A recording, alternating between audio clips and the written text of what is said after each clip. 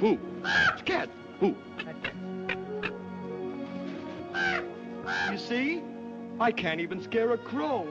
They come from miles around just to eat in my field and laugh in my face. Oh, I'm a failure because I haven't got a brain. Well, what would you do with a brain if you had one? Do? Why, if I had a brain, I could...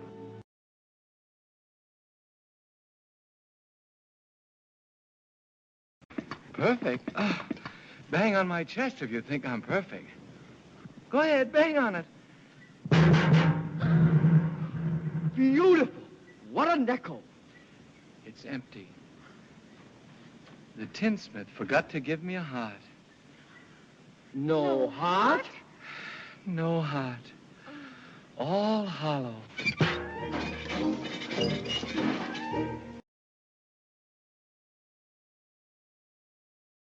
Naturally, when you go around picking on things weaker than you are, why, you're nothing but a great big coward. You're right. I am a coward. I haven't any courage at all. I even scare myself. Look at the circles under my eyes. I haven't slept in weeks. Why don't you try counting sheep? That doesn't do any good. I'm afraid of them. Oh, that's too bad. Don't you think the wizard could help him, too? I don't see why not. Why don't you come along with us? We're on our way to see the wizard now, to get him a heart. And him a brain. I'm sure he could give you some courage. Well, wouldn't you feel degraded to be seen in the company of a cowardly lion?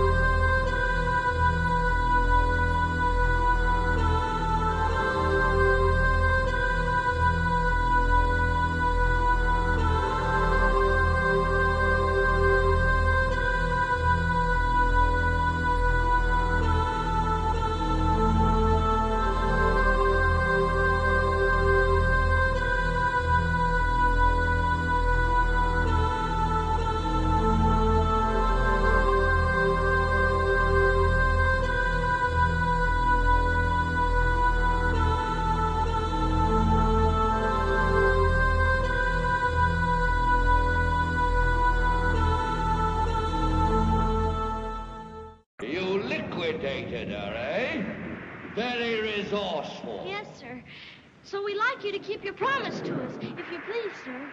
Not so fast. Not so fast. I'll have to give the matter a little thought. Go away and come back tomorrow.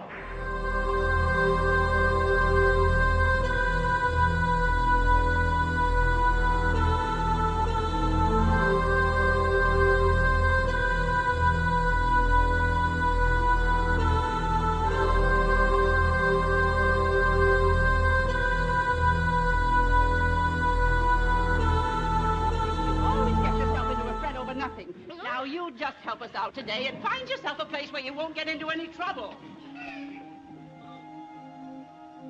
Some place where there isn't any trouble. Do you suppose there is such a place, Toto?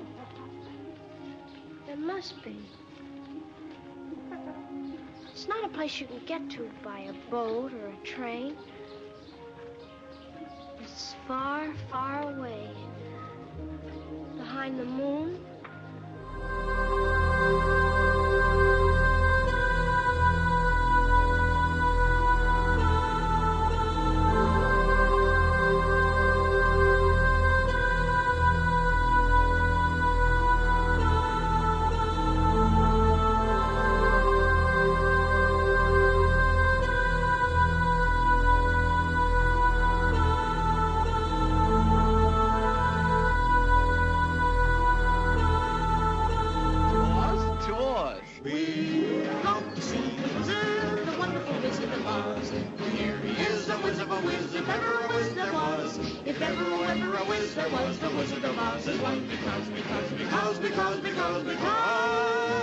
Because of the wonderful things he does. We're off to see the wizard, the wonderful Wizard of Oz.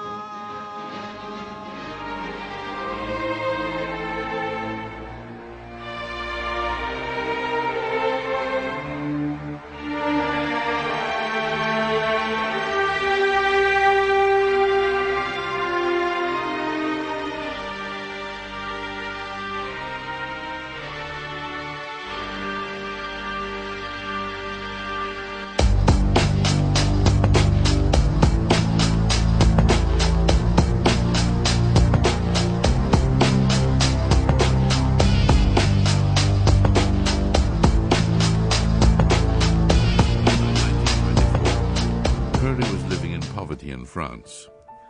An old friend and famous literary figure and occultist, Frank Harris, kindly took him under his roof.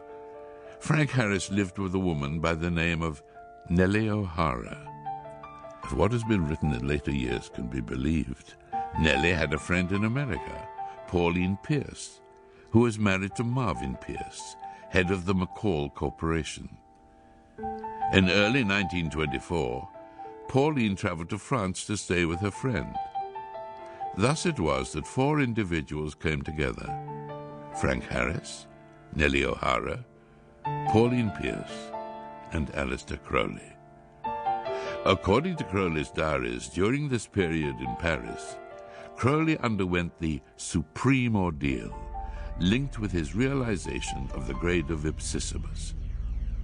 According to a description of the rite, on the appointed day, the candidate is attended by one or more chosen and experienced attendants whose duty is A, to exhaust him sexually by every known means, B, to rouse him sexually by every known means. Every device and artifice of the courtesan is to be employed, and every stimulant known to the physician. If Crowley did go through this ordeal in 1924, then it is highly likely, based on his previous experiences, that his closest associates of that time, including Nellie and Pauline, performed as his magical assistants. Pauline Pierce returned to America in early October of 1924. 8 months later, on June the 8th, 1925, she gave birth to a girl named Barbara. Barbara Pierce married George H.W. Bush, who eventually became the 41st President of the United States, and they had a son, George W. Bush, the 43rd President of the United States. Could the wickedest man in the world, Aleister Crowley, be George W. Bush's grandfather?